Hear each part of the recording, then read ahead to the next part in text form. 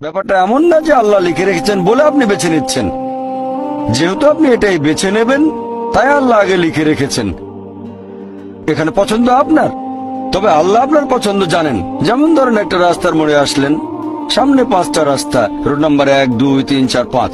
এখানে পছন্দ আপনার, বেছে নিতে পারেন রোড নাম্বার 1, 2, 3, 4, 5। আপনি গেলেন রোড 2-এ। এটা আগে থেকেই লেখা আছে আপনার নিয়তিতে যে আপনি যাবেন 2 নম্বর রোডে।